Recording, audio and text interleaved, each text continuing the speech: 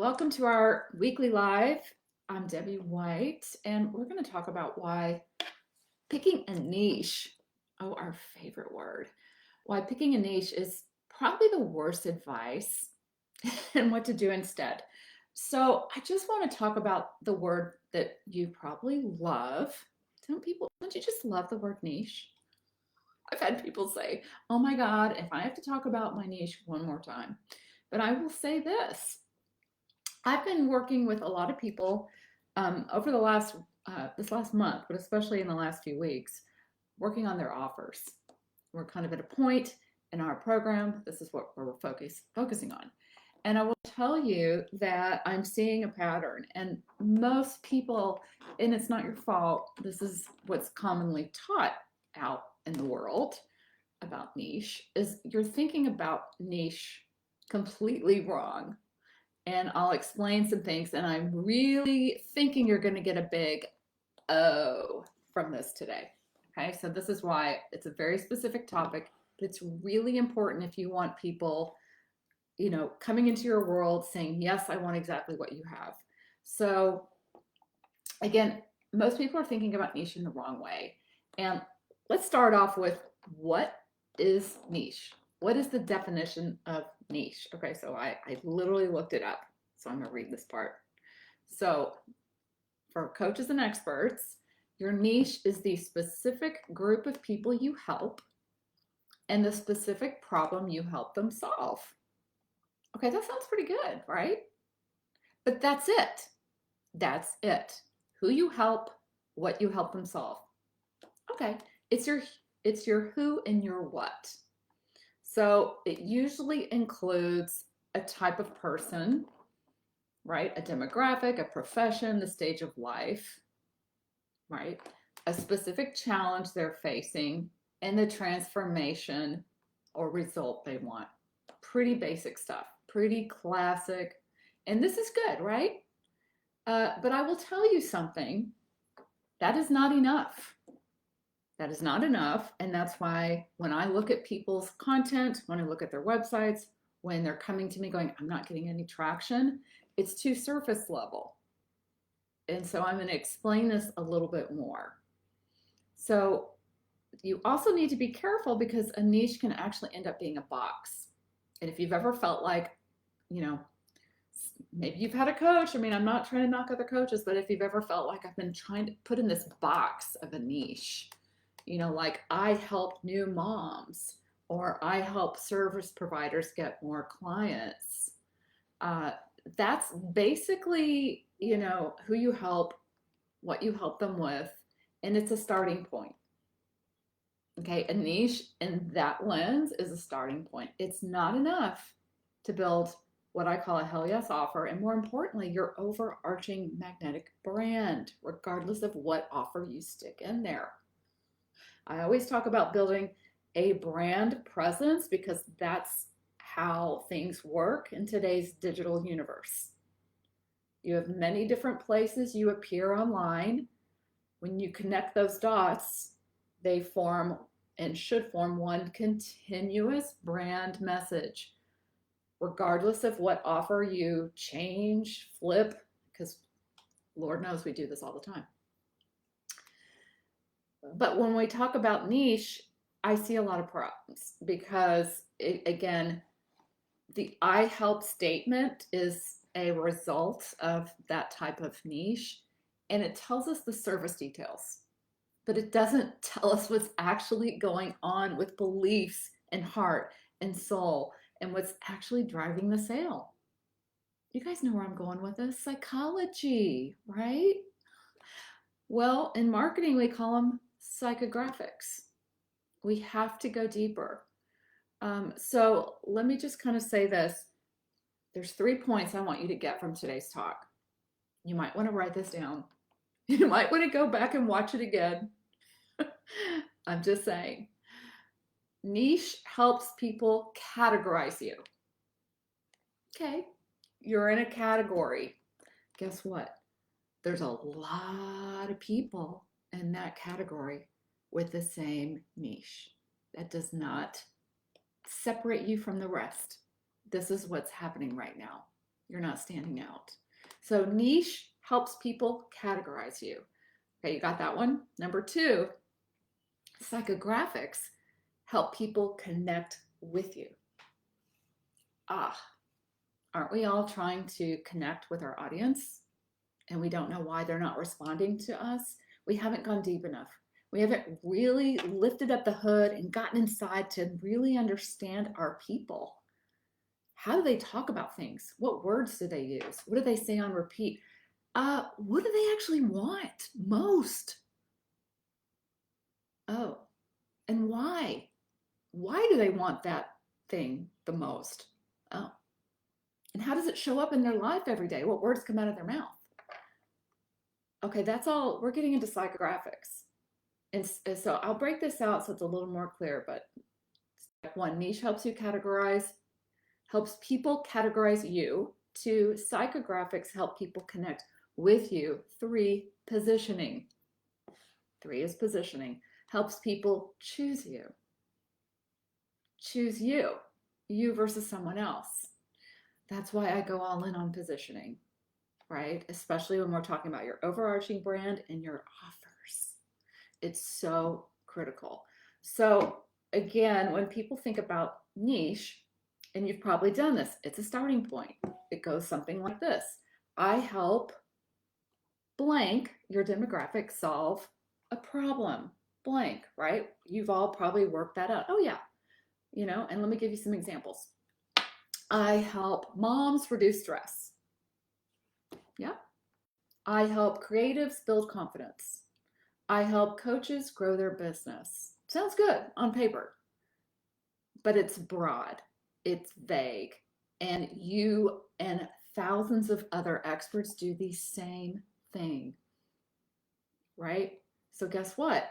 And I'm sure you're feeling this.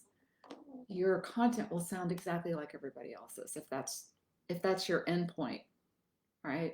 We have to go deeper. We have to get into psychographics and positioning. It changes everything. So just picking a niche isn't going to help you stand out. So I think we've made that point. And it doesn't help people feel that your work is for them. See, notice how it's way up here? It's really like up in your head. A niche. We have to get like even deeper than the heart. We got to get like, I'm going to bring some woo here. We got to get deep into like, call it your root chakra, whatever you guys want to call it. We have to know our audience as well as we know ourselves, maybe even better. I mean, we really do. How do you do that? We actually have an interview script. Super simple, 5 questions. All of our clients do this. They've been doing this. And then we start looking at what's unique and different about how I serve. What experience and expertise do I bring to the table in a different way? Oh, and you kind of start overlapping them with what is your offer? I mean, it's a step process. It's our lighthouse effect process. So, and if you want to know more about that process, just drop, what's the word? Clarity. Just drop clarity in the comments because we have something for you. I'm going to be reviewing this in more detail. We have master classes that we run, and I want to make sure that you're on that list with the next one. So just drop masterclass. Okay, so let's talk about psychographics. Yeah? All right. Psychographics really does change everything in your content and how you're relating with your audience. So they're not just connecting with you, but they feel something. They're like, I've literally had, this is when you know you're spot on. I've had one of my clients say this and I was like, okay, that's a high five. One of my clients, we went through this process. She was posting some content and she said, okay, I got a DM from someone and they said, Leslie, oh my God, I don't know, but it's like you're in my head right now. It's like you're reading my mind. Huh? That's psychographics, guys. It's not outlining, is she a mom? Is she a this? Is she this age? I mean, who really cares? It's more about how they believe, how they think. It's not who they are on paper. It's what's going on in their mind, in their heart, in their life, right? So here's the definition of psychographics. They're the thoughts, beliefs, feelings, desires, fears, and motivations that drive your ideal client's decisions and behavior. Okay, when I say that out loud, it makes so much sense, right? And if some of you are listening going, well, that does make sense, but man, I'm not sure what to do with this. You've got to get to know your audience really, really, really well. Really, really well. And so while a niche focuses on who someone is, their age, their job, their gender, their stage of life, and sometimes that can be relevant. Okay, especially, and I will say, I have some clients that they've been in business doing this for 20 years. They really know their audience very well. They know their niche. They have the niche. They have the starting point. They know. But when we start uncovering the psychographics and what's going on the inside and relating with them, and I'm encouraging them to talk like you really talk. Be yourself. You don't need to call like you. It's freeing. It's like, oh, we need to relate more as humans to stand out in an AI driven world now, right?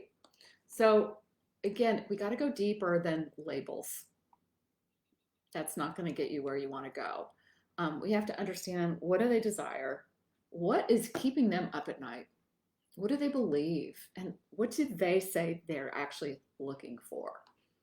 So let me give you a couple examples again, just to help this land for you guys. So a niche would be busy moms in their 40s. Okay, but let's look at this through a psychographic, this sounds like psychedelic, a psychographic lens. Okay, instead of busy moms in their 40s, it's women who feel like they've lost themselves and they're starting to resent maybe the life they created. They want to feel like they're in charge of their own life again. Okay, that is so much, there's so much more there to talk about with your audience, isn't there?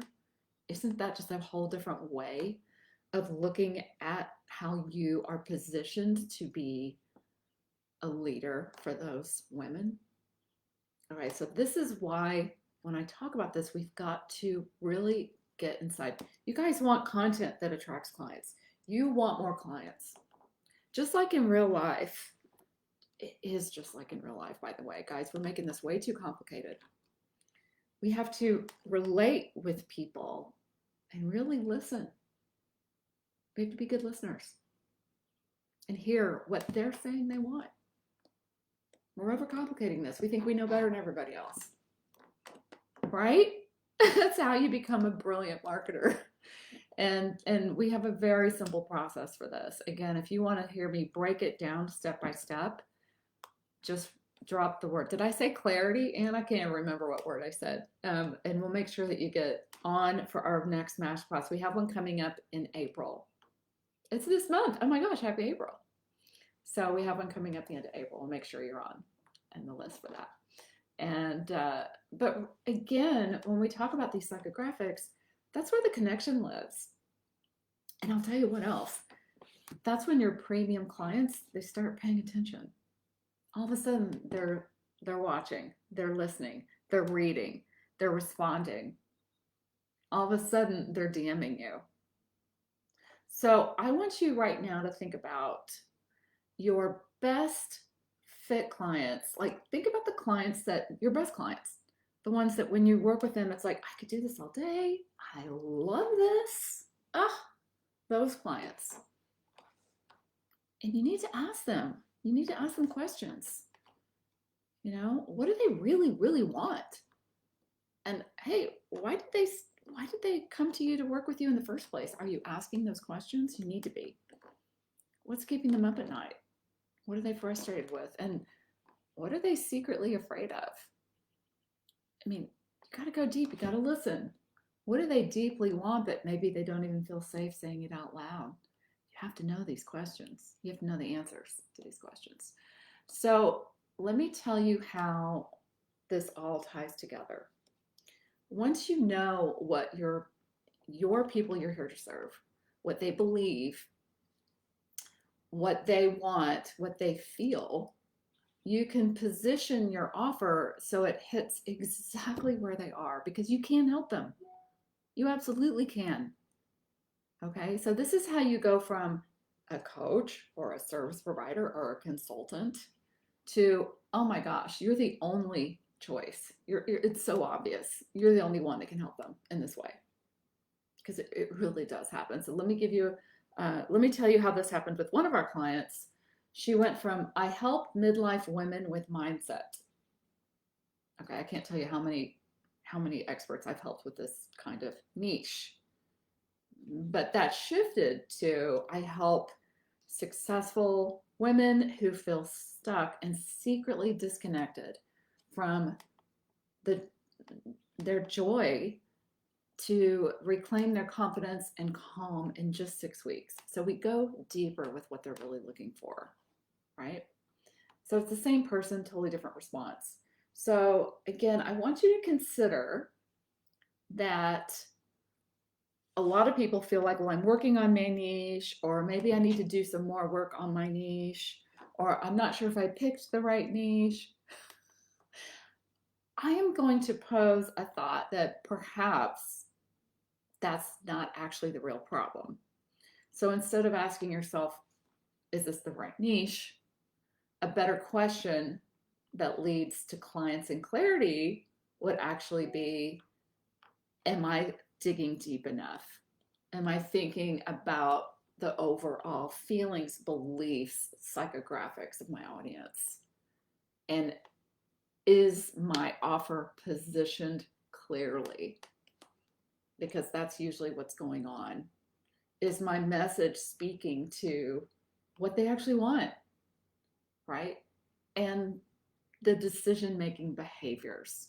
When we map out content, we do it from a bank of beliefs they need to have, belief-based, right? Because we're dealing with psychology. We're humans. That's how we make decisions, mostly from our subconscious, from a place of emotion. So if we're not reaching people on an emotional level, they're flying right by. So I would say that versus, I'm going to keep tweaking my niche. What you really need to say or think about is, how does my ideal client feel? Where are they at? Everything we do is truly for them. And we have to be really careful. I'm going to say one more little cautionary flag that I see, because some people will come to me and say, this is my niche, and it's so narrow, especially for people starting out. I love a narrow, like, I love focus and clarity. Let me be clear. I love focus and clarity, especially from do we really understand what's motivating the people, their decisions, where they're at, understanding them inside out? But when we start slapping on really tight labels, right? I've heard all kinds of examples, like a very narrow niche of a specific type of doctor. I've heard this one before. Or a very specific niche, a specific type of attorney. Okay, there's other high-powered professionals that would love to work with you. So you've got to be careful when you're starting out. Now, when you're at year 15 or 10, or you're already at multiple six figures and up, and you found a lane that you've got traction with, that's different. That's different. Okay, but when you're starting out, you want to start out with a clear, focused idea of who you're serving. You can, if it helps you think, and sometimes it is, there's gender and there's typical age groups, but think more about their psychographics. What's going on the inside versus, well, I got the label slapped on, I'm going to speak to them. I think as I say this, it makes sense. I hope it does. Let me know if this makes sense, by the way. But I want to say that when we reach people on how they make decisions, on their feelings, on their beliefs, on their actual desires, we've reached them at a whole different level, and that's way beyond niche. So I hope this is making sense to you, because that's where the power is. So if you're listening to this and you're like, I want to do some of this stuff, I have two options for you. One, definitely sign up for the masterclass. Everyone should be doing that. Two, if you're like, I don't have time to waste, I want to get going now, just DM me and say, hey, I want to talk about this going beyond the niche. What should I be doing? And I'll give you some thoughts, I'll give you some ideas. But this is exactly the kind of clarity we work on, not just with me in our programs, but we work on this in our masterclass. More you, more clients. We have to become more of who we are. You're unique, you're one of a kind, you're different, there's no one like you. And the more we can get you positioned in the marketplace that way, the more clients you'll get. So that's what I got for y'all today. I'd love to hear if you have questions, if you have thoughts, let me know. And I apologize, I'm wearing these glasses. I can barely see the comments. I know Anne is writing up a storm and capturing key takeaways. Thank you, Anne, for supporting me today. If any of you guys have questions, drop them. And again, if you would like for us to get back to you to make sure you're registered for the upcoming More You, More Clients masterclass, just drop the word clarity and we will get that to you. So good to see you guys here today. And I will see everyone live every Tuesday, 11 a.m., unless something comes up in life, but pretty much I'm here. So talk to you guys soon. Have a beautiful, beautiful Tuesday, everybody. See you soon.